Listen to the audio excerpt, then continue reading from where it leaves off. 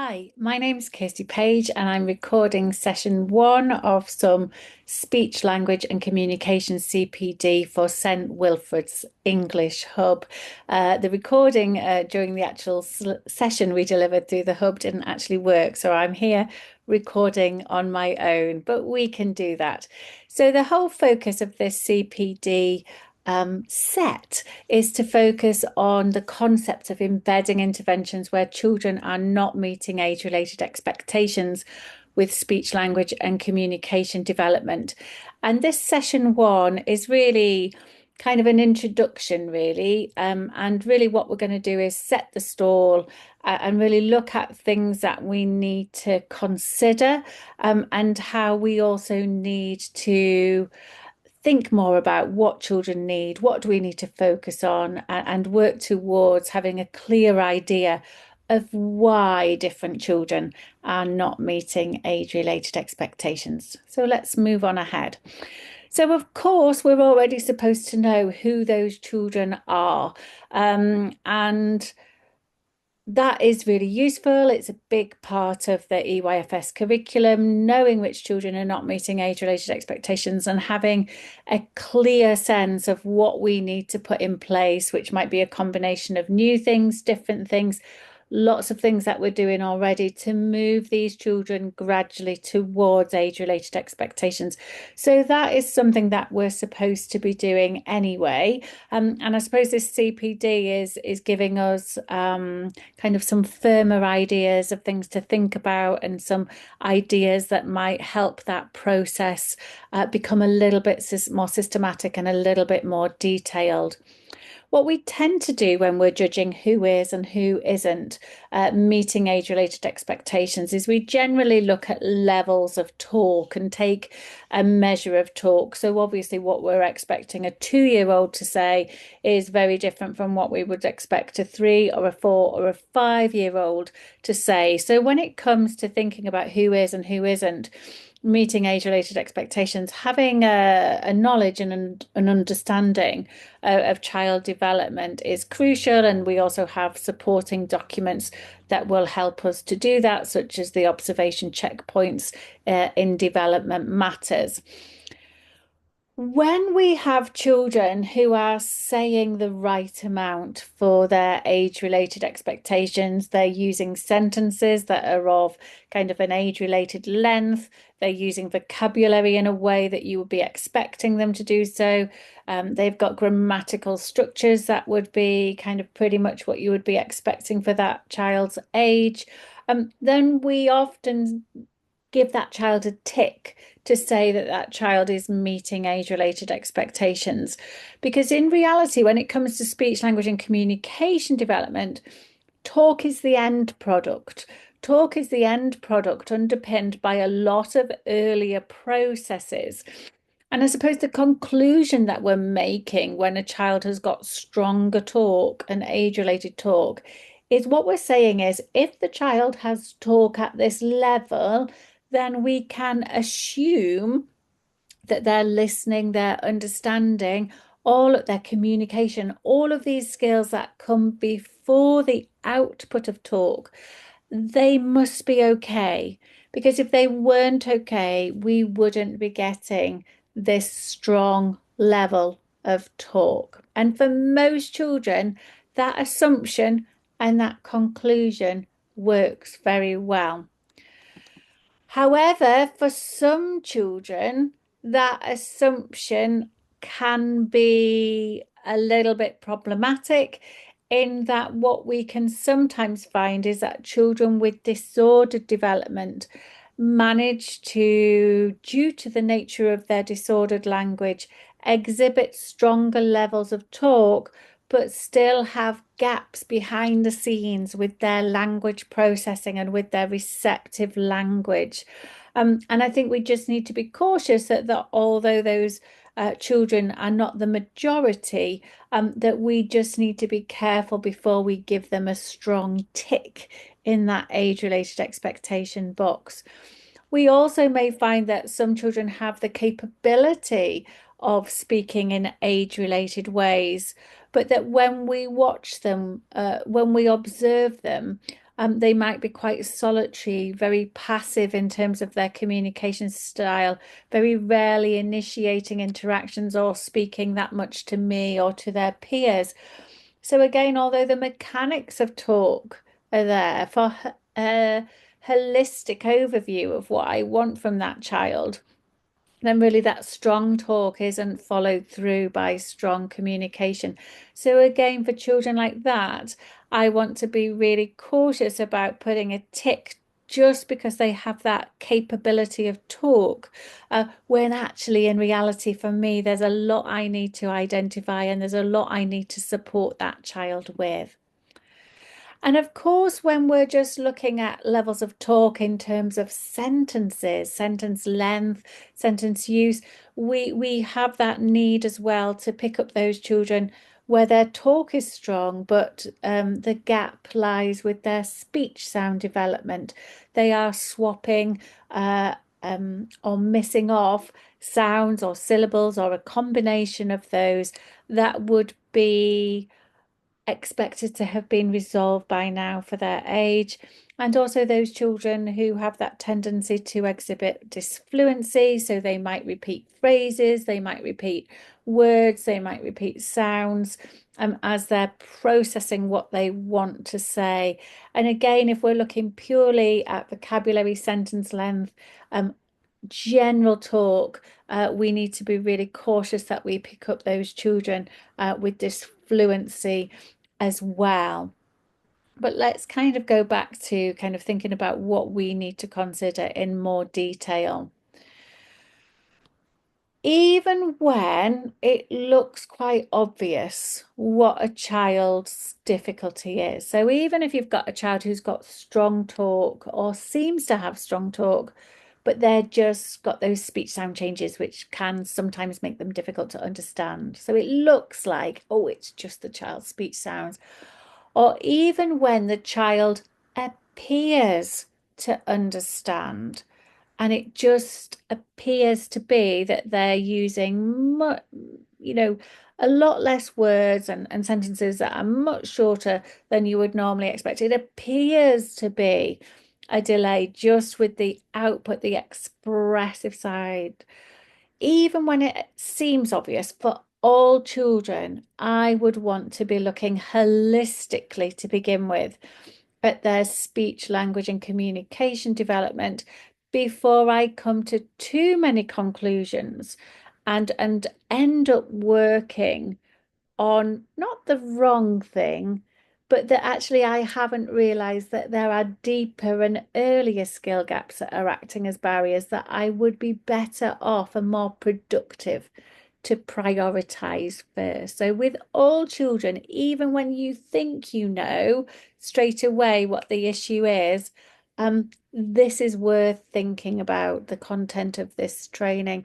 And certainly what I'm going to talk through is a process that even when I worked as a speech and language therapist back in the day, I would think about for all children I saw. So even if the health visitor or a nursery teacher had referred a child and said, oh, this child has got a problem with this, so they'd come to the conclusion, I would still go through what I'm going to call a skill flow assessment process to really make sure that is what we're looking at and that is what we need to target and that we're not missing out something earlier and deeper instead. So, of course, when we're thinking about children who are not meeting age-related expectations, normally we're thinking about those children with lower levels of talk. Although I've just given a couple of examples of children who have stronger talk, but who still have speech, language, and communication gaps. But for the vast majority of children who are not meeting age-related expectations, it will be their lower levels of talk that we begin to identify. But what we've got to work towards is an understanding of why has that child got lower levels of talk and what is it that I need to be working on. So by thinking about not just talk, by thinking about the skills that work in sync in order to allow a child to learn how to talk and to be able to talk and to engage in conversations with other people. We really need to have that understanding so that we can see which of those skills is the biggest barrier for each of those different children. And that supports us to kind of know what is it exactly that I need to be focusing on, supporting and targeting. What opportunities do I need to be creating for this child in order to move them on and to have that kind of higher level of confidence that I'm working on the right thing.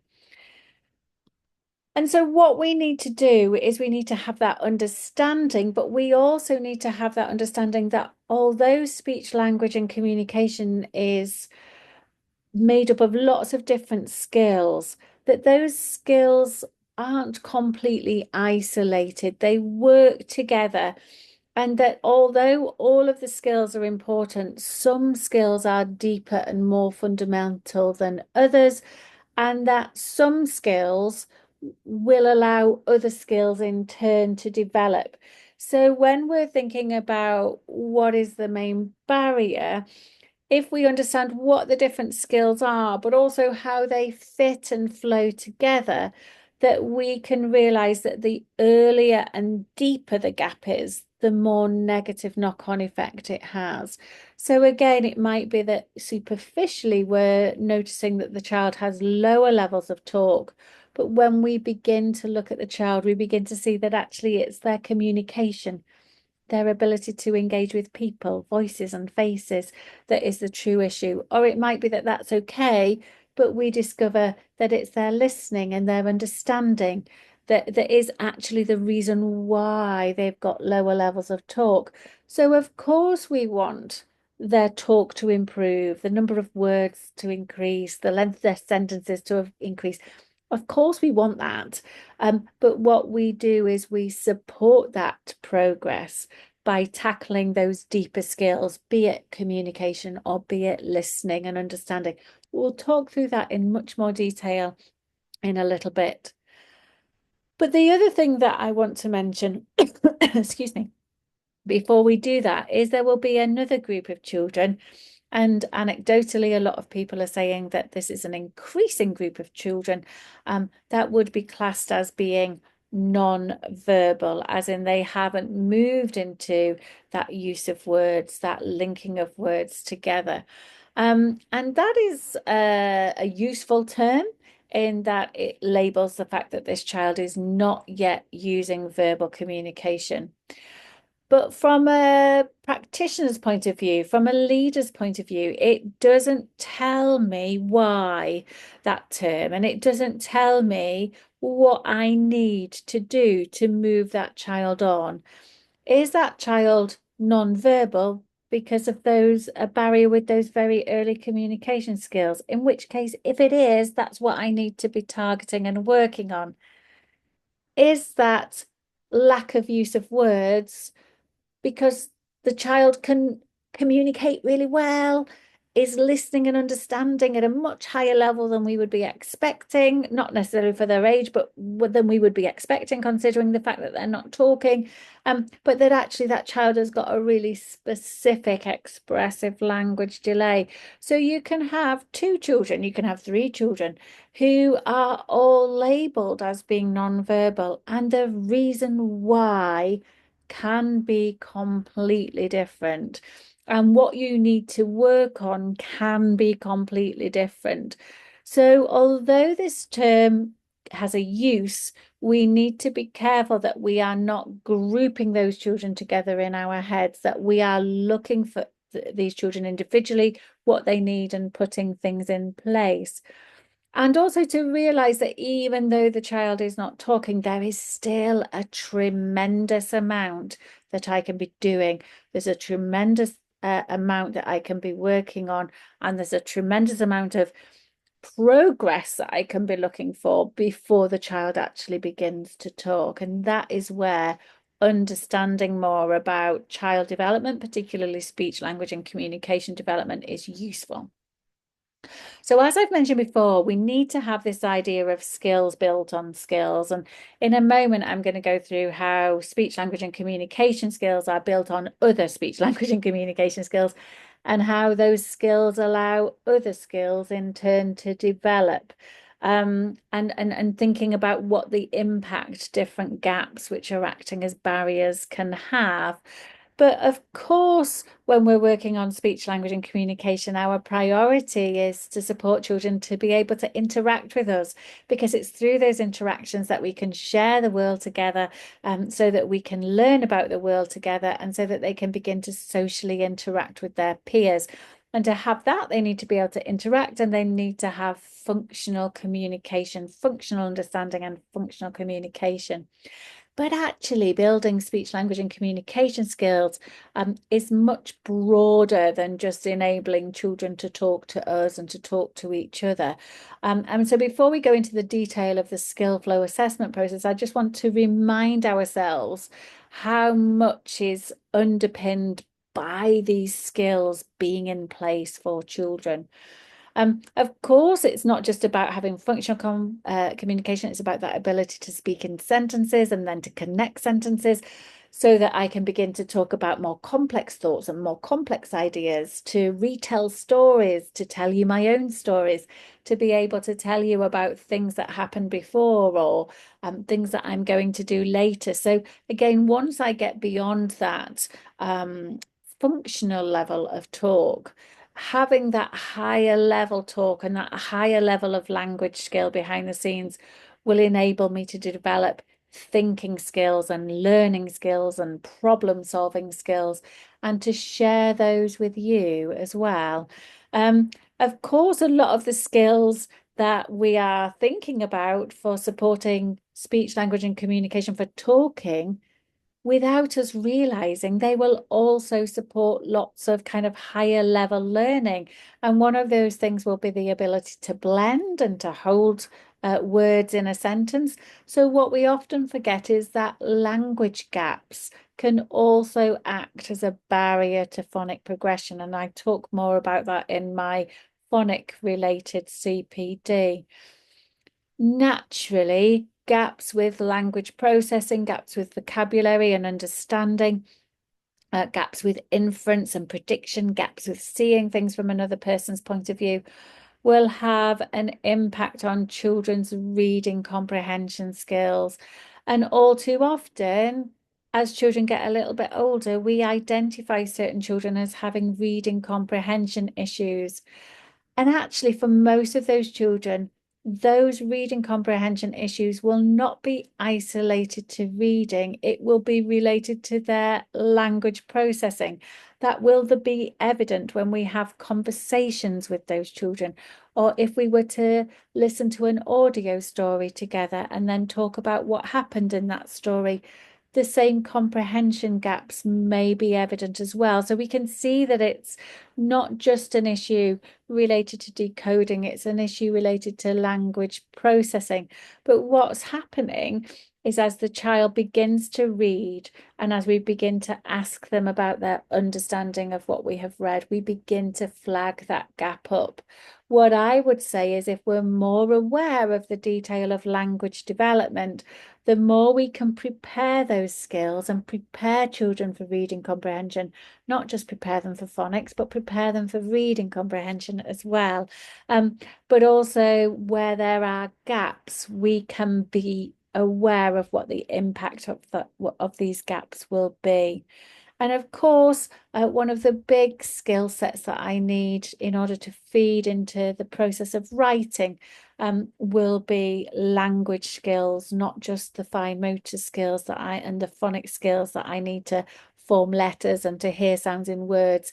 It will be to have that language base of writing as well. So these skills are not just about communication and language. They're not just about getting children up to a point where they can have functional communication skills.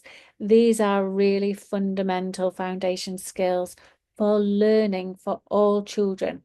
So we can see that in terms of speech, language, and communication, we can be significantly concerned about certain children. So we definitely need to look at them. We definitely need to put things in place, but that even our children who have less significant language gaps, but they still have language gaps, children with milder, more moderate delays that aren't causing as much of a problem when they're little, we can see that if those gaps get left unidentified and unaddressed, they will become barriers to learning in some shape or form. So there's quite a lot of pressure on getting this area of development right. So let's go back to this idea of, okay, have an idea. We know who our children are who are not meeting age-related expectations. How can I begin to think about what it is that I need to work on and what it is that I need to put in place? And there are lots of things to consider and there are lots of things to do. But before I start considering what needs to be put in place, I need to be going in at the level of the child and thinking about the gap so that what I do matches and correlates with what the child's gap is. So what I don't want to do is just to have a toolbox of strategies and activities that I know are good for speech and language, and then just use them with all of the children that I'm concerned with, or do the same thing with everybody, which is, I suppose, what an isolated intervention program would be asking you to do. What I need to do is, of course, have that toolbox of strategies and ideas of how to create opportunities, ideas for little activities.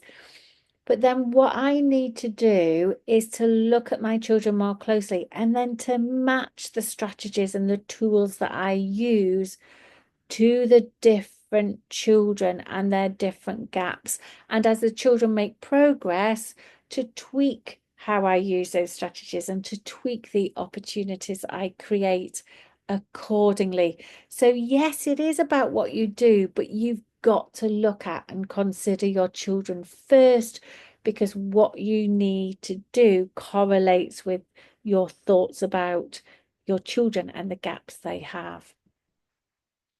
So really, speech, language, and communication is vast. So what I'm really trying to work towards is the idea of what is the main barrier. And that is, I suppose, what you try to do as a speech and language therapist. You can't give advice to a school or a setting once you've assessed a child to say, work on the whole of communication, speech and language development, work on all of their skills all at once. What I am wanting to do is to identify what is the earliest and deepest barrier, because that's where we go in with our support. That's where we go in with creating opportunities. Because until I move that barrier on, in some ways, there's no point working on all of those other skills, because those other skills won't develop as they should until this main early barrier is removed. And so that means if we have this kind of sense within schools and settings, it's this idea that you don't need to work on everything at once, but what you need to be doing is to try to be working on the right thing. And then if you do work on that right thing and the child makes progress, that you won't just support progress with that one thing, you will then free the child up to make progress with other things as well. And that's why it's so important to try and get to that earliest and deepest barrier, because if you end up putting your efforts into the wrong thing, not necessarily the wrong thing, but a thing that's too superficial, because you've missed that earlier, deeper gap, you won't get the same level of progress you will as if you target the deeper, earlier barrier. So, if we're thinking about speech, language, and communication, of course, we've already identified that this will really affect children's learning and progression. And what we will find is that those earlier barriers with communication, with language processing, with receptive language, should I say, and vocabulary, will have a deeper impact also on learning and progression. So of course, we're always concerned about those children with speech sound changes, but what we actually see is it's those communication and those language gaps that have the most negative knock-on impact on our children. Um, and where we're identifying gaps, what I don't also want to just say is, oh, a child's got a gap with their listening skills, their listening's not where it should be. What I really need to do is to say, okay, their listening isn't at an age-related expectation level, but what I need to do, if I can, is to have an understanding of how that skill develops so that I can go back and say, at what point can I identify a child's level of success? What can they do? How can they listen? And how do I build them from that point? And that same principle applies for whatever skill I am considering. And if I can identify what their next step is, what their level of success is, should I say, then if I understand also that incremental progression, then I can create next steps for that child so that I don't just identify the gap, but I understand the gap closing process. And for those of you who use Launchpad, that really is the purpose of Launchpad and breaking down those skills within the skills framework. And as I've said before, when I think about what the child can do, what they need to do next, then I match my opportunities to that next step and then I tweak it accordingly as a child makes progress. And as a child makes progress, I either keep targeting the same skill or the child has made so much progress that I don't need to target them anymore, or that maybe more realistically, the child's made a lot of progress with that skill. They made a lot of progress with listening, say, for example. So now I'm going to shift my focus more to building vocabulary skills now their listening is better. So again, just because you've identified a barrier and you're working on a barrier, it doesn't mean you always work on it in the same way. And it doesn't always mean that that will always be the barrier that you work on with a child. We can, as a child makes progress with one earlier, deeper skill, we can then shift our efforts to something a little bit further down the speech and language line, so to speak.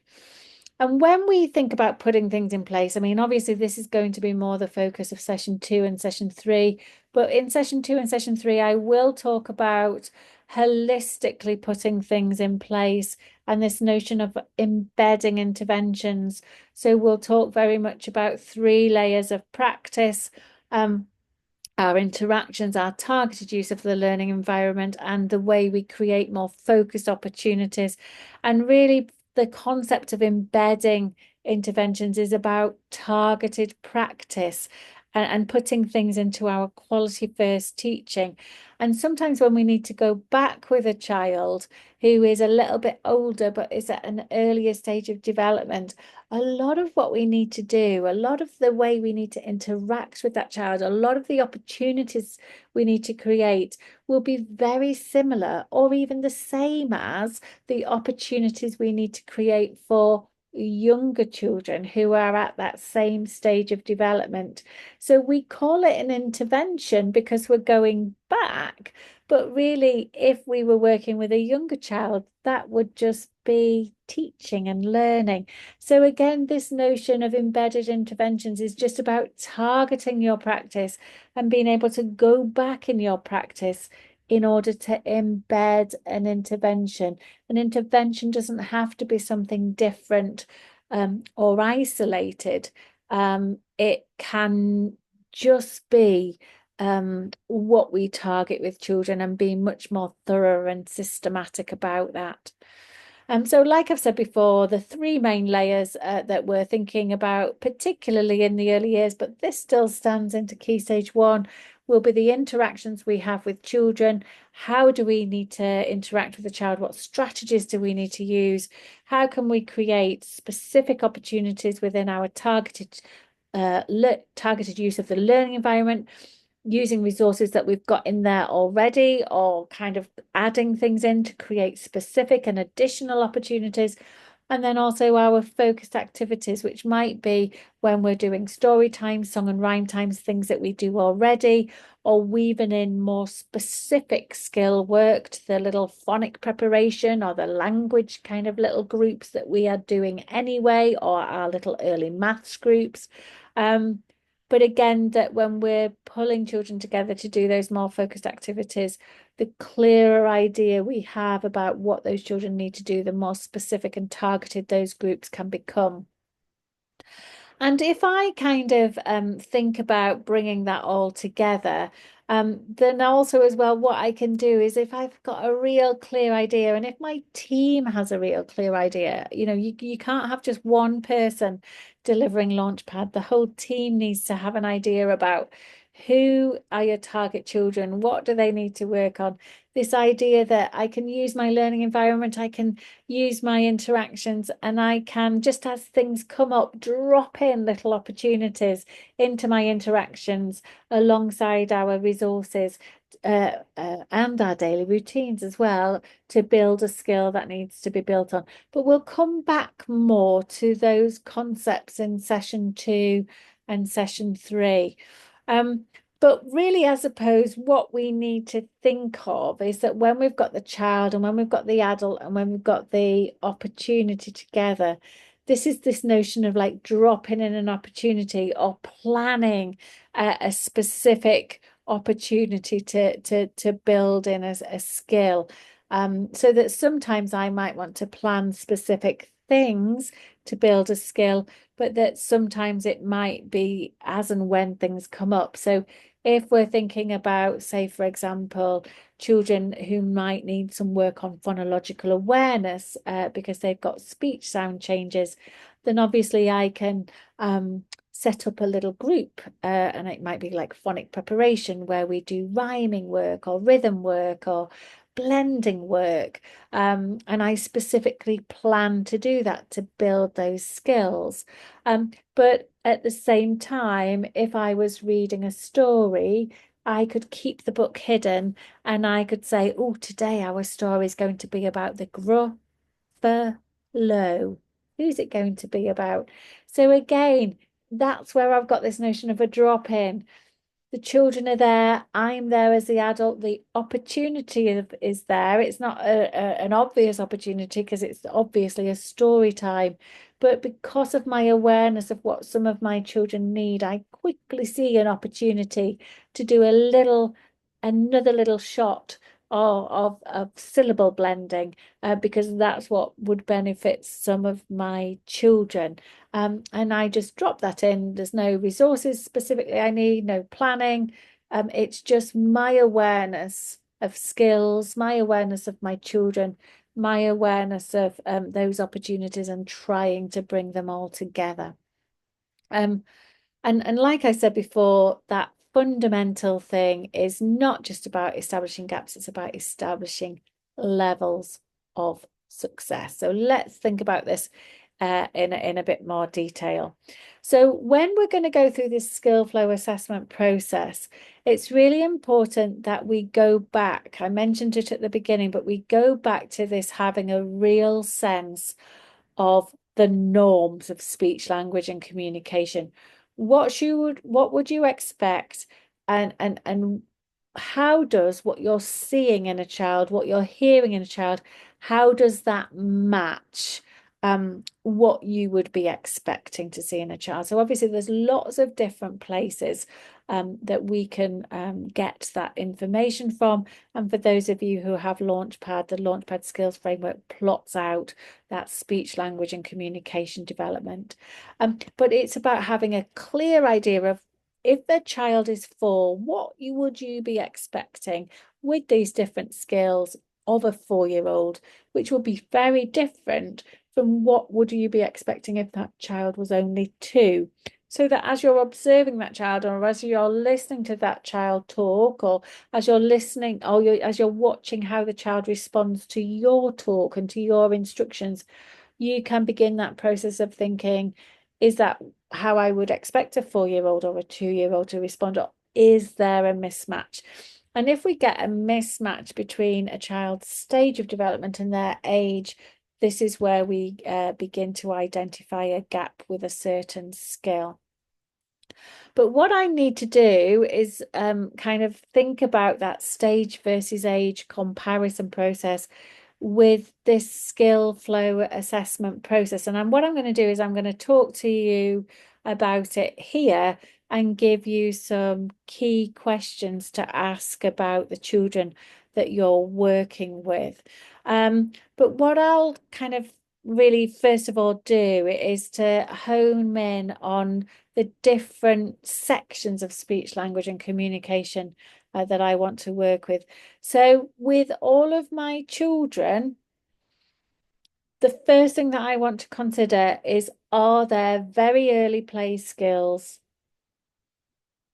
there? Are there very early communication skills there? And these will be the skills that allow children to engage with people and allow children to engage with the learning environment and the play-based opportunities that you have. And of course, in that first year of life, we'll be putting these skills in place for all children, all the babies. But certainly, as children get beyond the first few months, we should see these skills emerging and being put in place. With a child who is slightly older, where I have concerns, I suppose my question is, for this child, are these early, these most fundamental of all skills, are they in place? And we can check that by not having to do lots of assessment, but just asking ourselves some kind of real key questions. So when it comes to their very early play, I'm really kind of saying, does the child exhibit early play? Do they seem to know what the objects that they're using represent? So, do they realize that that lump of plastic with 4 other lumps of plastic, that actually it's a car? It's not a real car.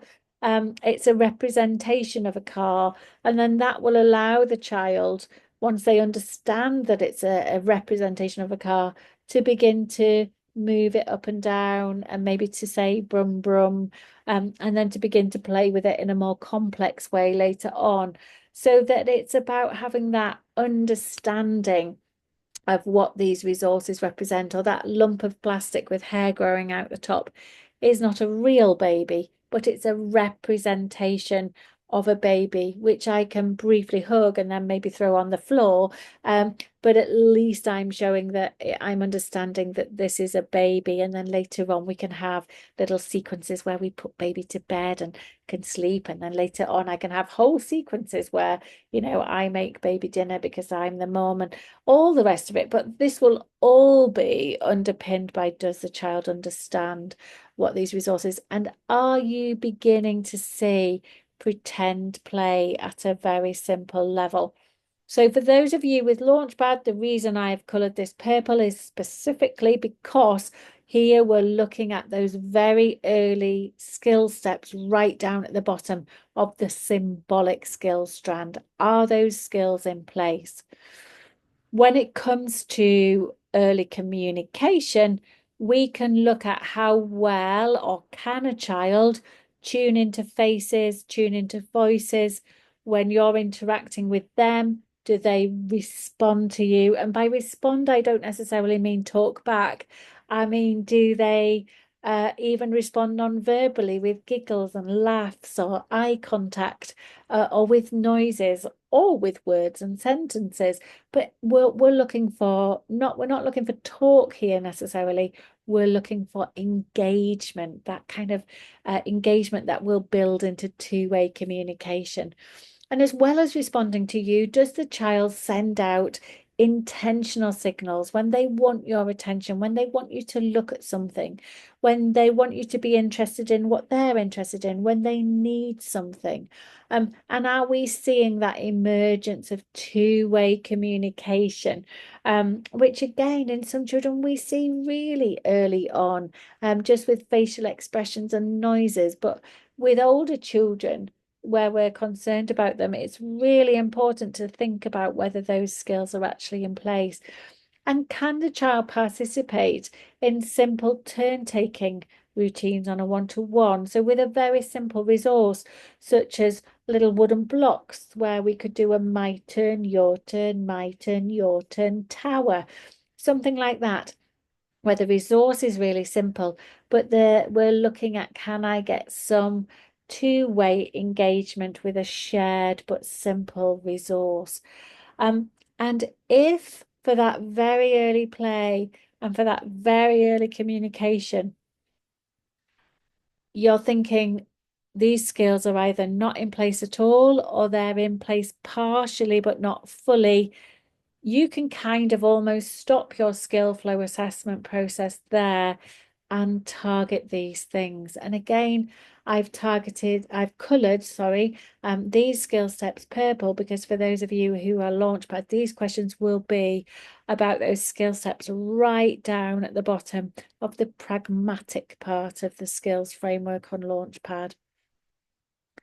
So in a moment, if a child's early communication skills and early play skills are in place, if we say yes, then we're going to need to look at their mechanics of speech and language, the mechanics of learning how to listen and respond.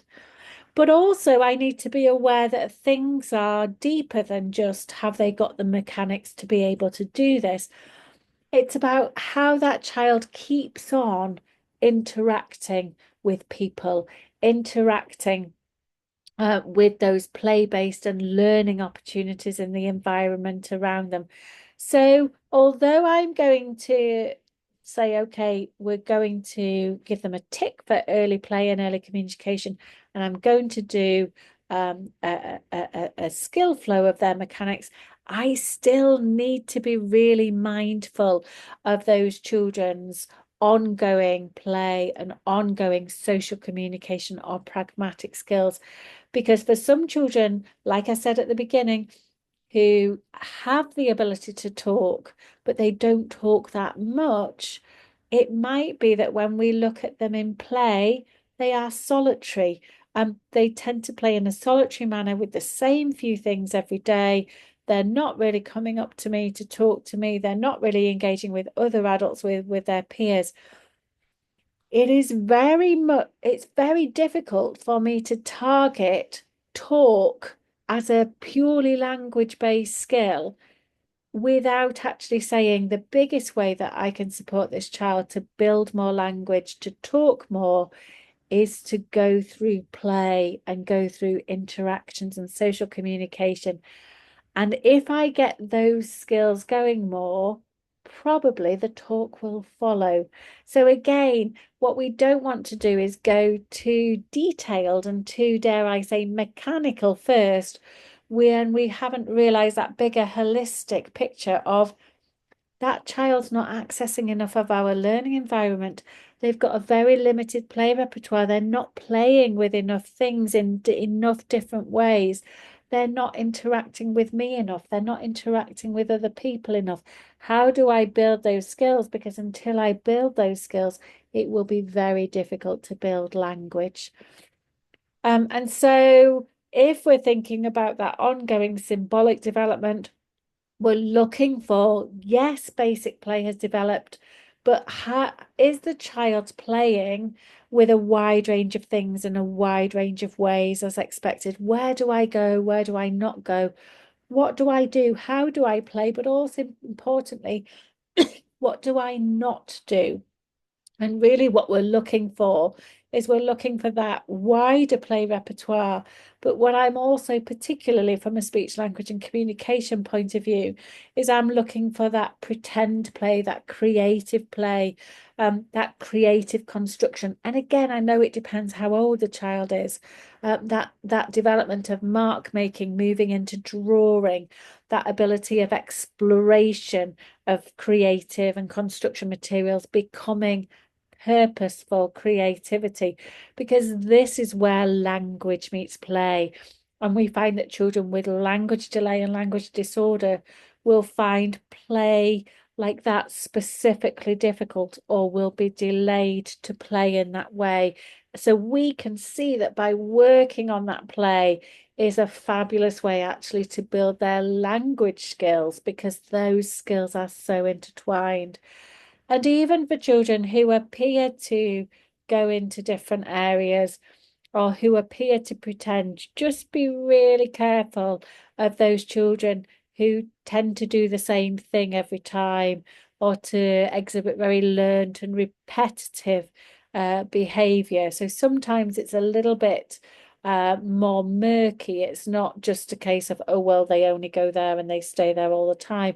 Sometimes children will go to more places and will appear to play in different ways. But when we look more closely, we can see that there still are gaps there. So just be kind of really careful about those children who might mask their issues in a slightly better way.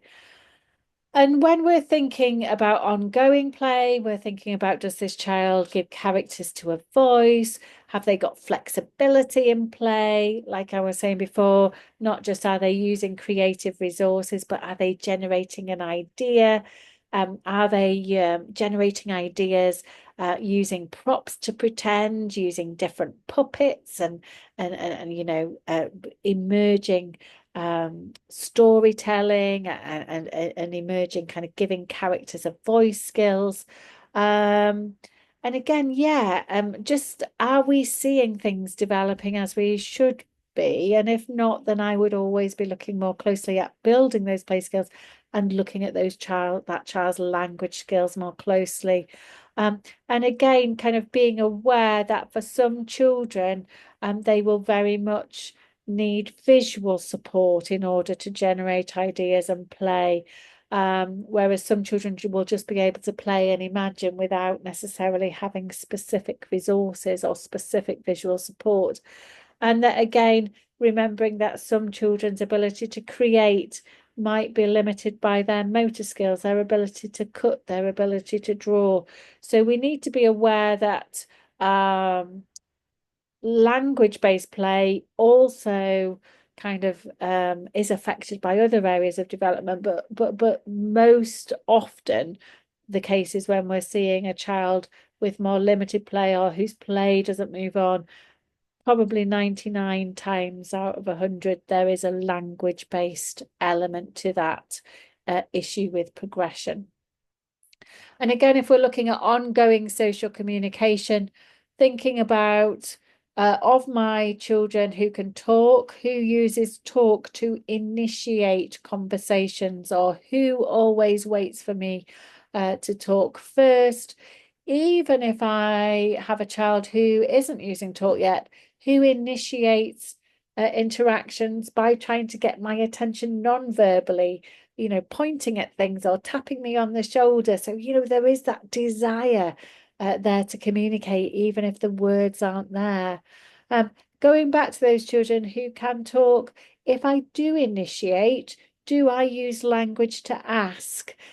Which is a really fundamental skill and something that we'll talk more about in session 3.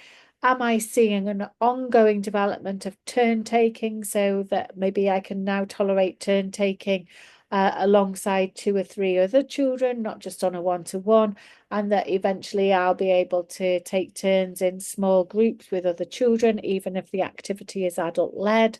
And again, this will all be underpinned by me being not just aware of others, but that the other children have needs. And of course, this kind of all impacts on children's kind of emerging empathy, which is very highly linked to social communication development. That ability of being able to put myself in somebody else's shoes, and that my words, maybe my actions to begin with, and then my words, understanding how they can have an impact on other people.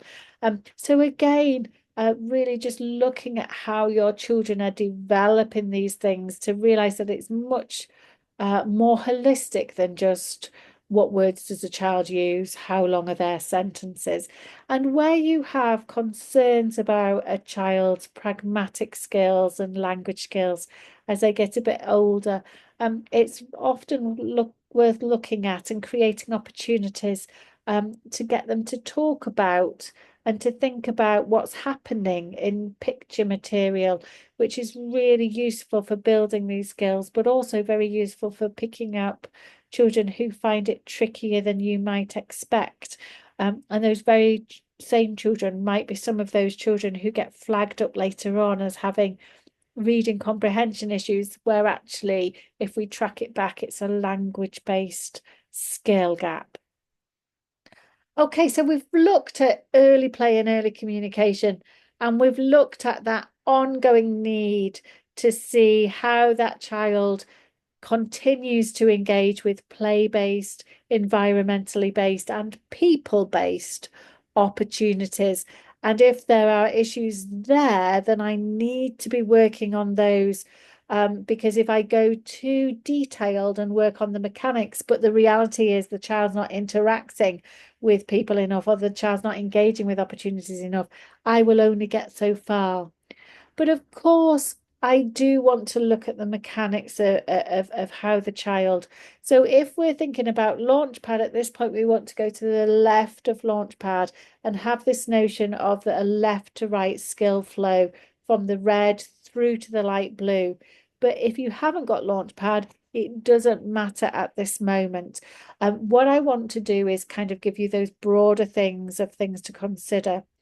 So even if my concern is that the child is talking less or that the child is not talking at all, if I think that their early communication and early play skills are in place, I then want to be thinking about what are their auditory attention and their receptive language skills like, their ability to focus on what other people are saying or on sounds around them, but also their ability to begin to understand and process language. And although they are separate skills, I want to consider them together because it's too easy to think this child has a gap with listening and think that that's the only issue. Most children who listen at a lower level than they should be for their age, most children also don't understand as much language as we think they do. There's a gap there as well. And that gap with understanding, that gap with receptive language or language processing or whatever you want to call it, that will further compound their listening and attention gap. As in, if you're reading me a story and I don't fully understand all of all of that language that you're reading, the sentences are running together. Oh, I've begun to lose you now. Then what might happen is I become to get distracted by something outside because my language processing has, what you're saying and the story has begun to go, for want of a better phrase, over the top of my head. So what you see is my distractibility, but my distractibility is worsened by the fact that the language load in that story you're reading at the minute is just too high. So we must look at them together. And if there are gaps, we must work on both of those gaps together, because they will work in sync with one another. So when it comes to auditory attention, which is a child's ability to filter out distractions and home in on an auditory stimulus, it depends on how old the child is, what you would be expecting. But generally, what we would be looking for and what is plotted out in auditory attention on the Launchpad skills framework is we're looking at gradual progression over time with the child's ability to filter out distractions and to cope with distractions and how distractible they are. So we're looking at progression with distractibility, or the opposite of distractibility, I suppose, which is focus. So thinking about how a child is on that front compared to how the child should be for their age. The other thing that we're looking at is a child will first learn to listen when when an adult is following the child's lead, and that will be the first time listening is established. And later on, the child will learn to listen when the adult is drawing their attention over to something of the adult's choice. Or even more difficult, they'll learn to listen when the whole activity is adult-led? And then within those adult-led activities, will I be able to move from one-to-one listening to group listening? And obviously, listening in a group where there's just two, three, four other children is very different from listening to a group where there's 12 children or a whole class group. So again, group size will massively affect how difficult the very same activity is. So how am I doing on those fronts compared to what you would be expecting? So again, this is where we go back to this idea of my expectations of a 2-year-old will be very different from a 4-year-old when I'm thinking about gap identification. And again, when I first learn to listen, I'll be better if I am also able to have hands-on activities where I can touch and feel what we're talking about, what we're listening to. And later on, I will be able to sit and listen as we talk about things or as we listen to things that I can see, but that I'm not actually able to touch and hold myself. And again, a lot of children who struggle with listening will really let you know that they are struggling because their levels of distractibility, their levels of focus will be very obvious to you. But just, I think it goes without saying anyway, but I feel I need to say it.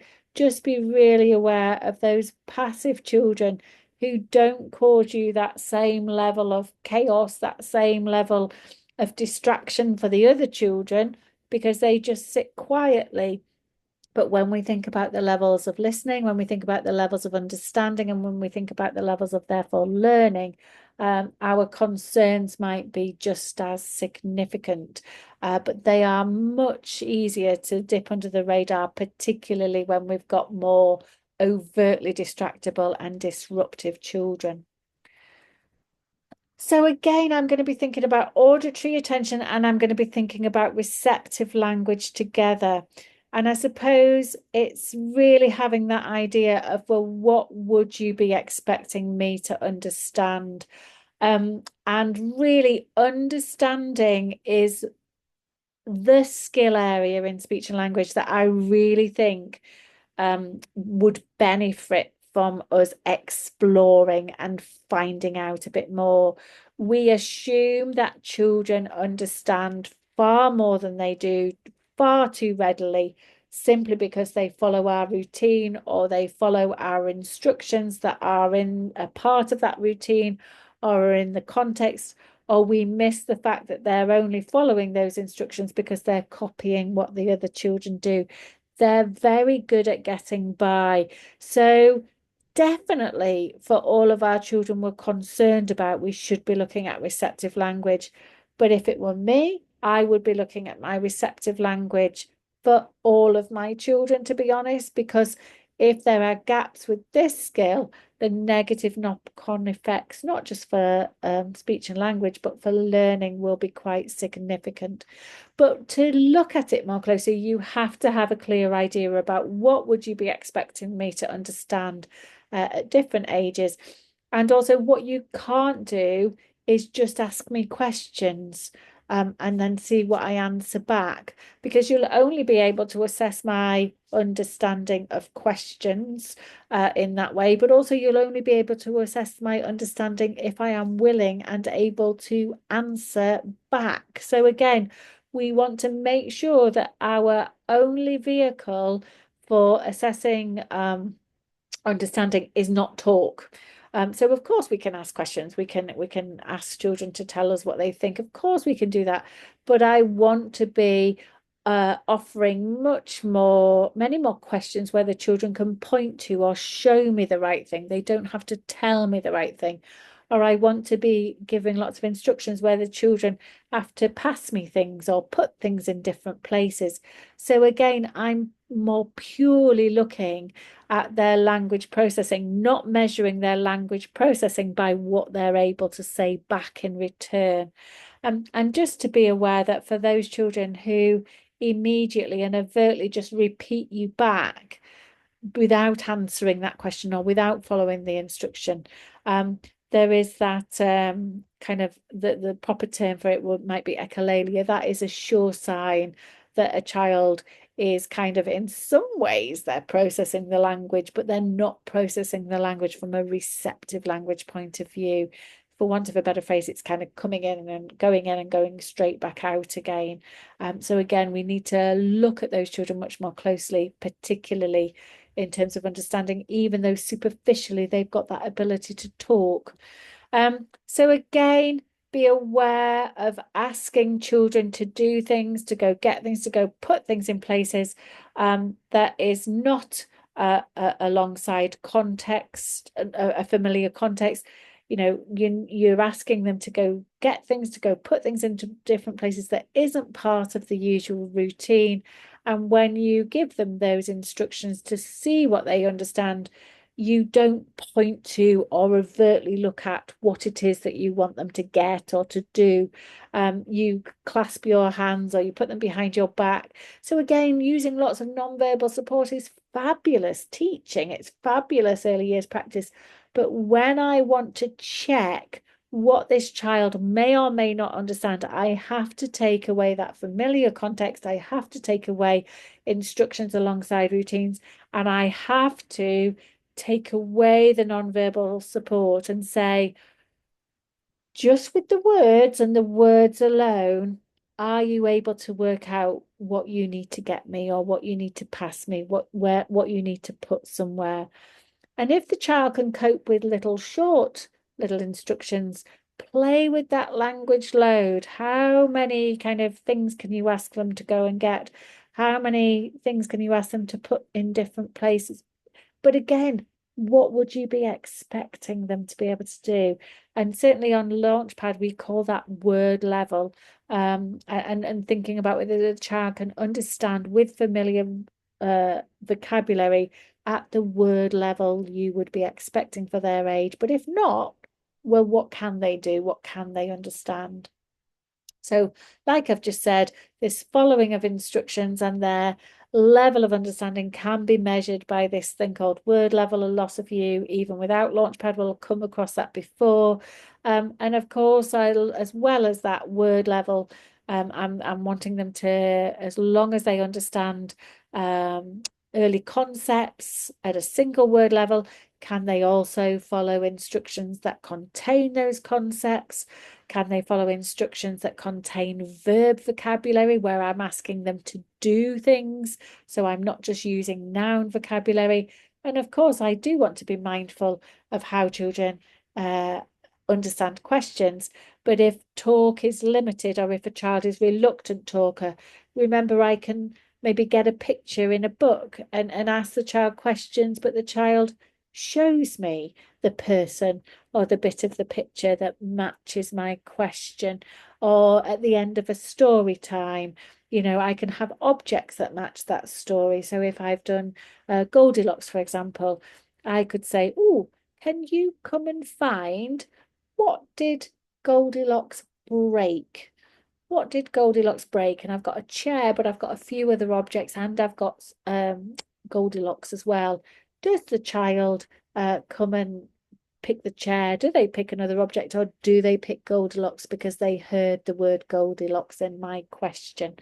And again, for those children who sit and listen to stories, but who don't necessarily answer questions, it's really important that we find ways to discover how much they are actually listening and remembering in that story. How much are they learning and processing from what we're saying? Now, if we're thinking about early communication, then we're thinking about listening and understanding. The kind of the central part of Launchpad or of language, which on Launchpad is coloured that yellow, will be a child's vocabulary skills where they store words in relation to what they mean, which will help them to understand, but will also help them to find words, to generate ideas, to generate talk. But also within that vocabulary store, children will link words together, which will help them think about and learn about the world, and to be able to know how words go together. So I'm not thinking at this level that we need to do a detailed vocabulary kind of assessment. I'm just really, we need to get an idea of what words children use naturally, but where children use less words, what words, how, how do we think they are in terms of understanding the vocabulary that we use? And just even things like how quickly and readily do they learn new words? Do they retain the new words that they have learned? Do they seek out finding out what a new word is if they don't know what it is already? These are all important things to consider as we look at how children learn words. So obviously we're thinking about those vocabulary learning behaviors, which is like that seeking out vocabulary, asking you to name objects if they don't know, the size of the vocabulary. But again, what I'm looking for, as well as the number of words children know, is the type of different words children know. So I've worked with lots of children that have had quite big vocabularies, but when you think about them, they are all and mainly nouns. They're all naming words. So the child struggles to link words together or to use sentences to do anything more complex than just naming, because they haven't got enough different word types. So concept vocabulary, so they can describe objects and they can describe things. But again, as well, a really important set of words, which is verb vocabulary. And verb vocabulary will be really important for supporting children to move into sentence formation. Looking at how children learn, how children retain, I've already mentioned that. And again, if children are using vocabulary, normally we can assume that they're understanding it, but just be careful of those children who use it just because they've copied back you using it, or just because they've repeated back what another child has used. But for most children, if they're using a word, it means they understand it. But where children use less words or are more reluctant, or are they new to English, the first thing that we need to find out is if we've been using this word with them, do they now understand what that word means? Do they know what object or action or what descriptive quality that word matches? So again, really focusing on, if the understanding is there for most children, the expression will follow. But too often we focus on the output when we actually need to focus on the understanding of words first. And again, for children who can talk, just be aware of those children who overuse words like it, that, this, there, that non-specific vocabulary, which we all use and which is highly handy, but that some children overuse it because they don't actually have the specific vocabulary that they need. And again, we're nearly at the end now because we're coming to the output bit. We're coming to the bit that we measure right at the beginning, which is levels of talk, which is our expressive language. Now, of course, for children, a big chunk of their expressive language will be affected by the vocabulary they have or that they don't have. And I've just mentioned verb vocabulary, and a lot of children will struggle to move into more complex sentence formation or into sentence formation at all if they don't have some verb vocabulary. So these skills are highly linked together and highly built on one another, so that we can see that if we want to get certain children talking more, what we actually need to do is focus our efforts, for some children, not all children, but focus our efforts on building verb vocabulary, because then that will give them the building blocks of language that they need to have more and better output. So of course we see how that, but expressive language also is a skill that develops in its own right. And again, for those of you with Launchpad, it's plotted out in that green skill strand. Before we even get to the use of words, is the child babbling? Is the child using purposeful use of babble or noises to get your attention? Do they use jargon, which is that later stage of babbling, which is where babbling sounds like the child is talking, but it's actually still babble? And are we seeing the child using any symbolic noises, which is the posh way of saying brum brum and quack quack? which is a really important pre-word skill step, and is something that we can target with younger children, but also target with an older child where we need to go right back to use more of those sounds in our play, because sometimes children find those half words, half sounds easier than saying the name of the object. But once a child does start to talk, we're wanting to ask ourselves to consider what their use of vocabulary is like, as we've just discussed, the length of their sentences, how long are they, and how long would you be expecting them to be? What grammatical structure I am using or not using. If I've got grammatical immaturities, what are they? And would you be expecting those grammatical opportunities at my age?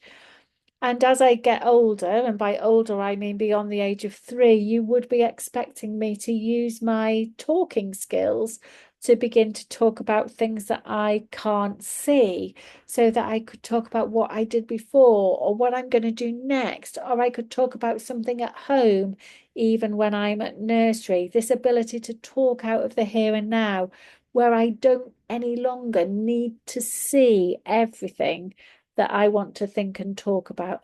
Are you seeing that development with me yet? If you would be expecting that to have developed. And of course, as children get older and their language skills get firmer and more complex, we're looking for children not just naming and talking about basic things, we're looking for them describing and explaining, to retell stories that they've heard, but to begin to tell their own, to be able to recount things that have happened to them. That idea of, all of these skills underpinned by that ability to not just use more words and more sentences, but also as well to learn how to sequence those ideas and those sentences and that information.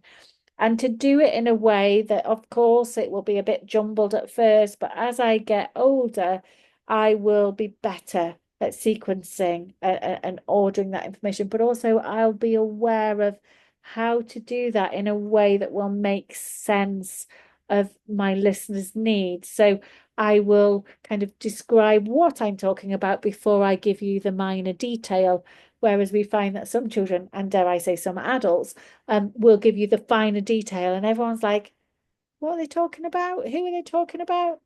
And then it only becomes apparent later on, oh, right, they're talking about that. And again, although that's in a child's talk, that's really strongly related to that social communication, that pragmatic development, where my talk is underpinned, but also supported by my awareness of other people and by awareness of needs. And this is kind of where we need the combination of the two to move into conversations, but to also move into higher level reading comprehension, higher level writing skills, where it's more complex than just saying what you think. And lastly, as we look out, we're thinking about children's speech sounds. But of course, I don't want to latch just onto a child's speech sounds if there are speech sound changes and omissions, without going through that whole skill flow assessment process first, because as I mentioned before, it will be issues with communication, issues with language, which will cause the biggest learning barriers for children. And again, even if a child's got speech sound changes, but they're not tuning into my face or they're not listening as I'm talking to them, we need to put our efforts in there as well so that they can make the most of the speech sound models that I give them as we interact together. So, but for some children, of course, you will go through that skill flow assessment. Yeah, they're fine, fine, fine, fine, fine. Ah, right, it is just their speech. And if that is the case, we need to possibly look at and also work on skills that will underpin speech. We'll talk about those in session 3, but which would be their auditory discrimination skills and their phonological awareness. But again, when you're thinking about speech sounds, what would you be expecting at my age? When somebody says to me, I've got a child who, instead of saying snowman, says snowman, or instead of saying yellow, says lello. the first thing I do is say, okay, tell me how old they are. Because you need to tell me how old they are so that I can work out when you tell me those changes, those immaturities, those normal things that happen. I can work out whether that would be age appropriate for that child or whether that has become a bit of a gap because there's a mismatch between stage and age. So you need to know what to expect and then to think about what sounds do I drop off, what sounds do I omit, and what sounds do I swap. And would that be what you are expecting for my age? And like I said before, if you think that's the only problem, we maybe want to look a bit more closely at auditory discrimination and phonological awareness. But we'll talk a little bit more about all of these things in session 2 and session 3. In session 2, we'll focus more on children who have more significant concerns. And in session 3, we'll think about children who, I'm not saying we're not concerned about them, but will have more common kind of language delays and skill gaps. Um, and really, when we talk about that, we'll be talking about things to put in place. But we need to kind of find out more about the children first. That's so important. And that when we are thinking about them, what do we need to do? We always need to start that process by thinking, right, okay, what do I do already? We need to remember that you will already be doing a lot to support your children. Find out more about what the main barrier is. Think about what you're doing already, and then you can begin to consider, what do I need to do a bit more of? What else do we need to do? Where might we need to go back and focus on with this child? But you can't go through kind of the motions of putting things in place before you've first looked at the child and then you've also thought about what you've got in place already. Okay, so I hope to see you back on session 2. Thank you.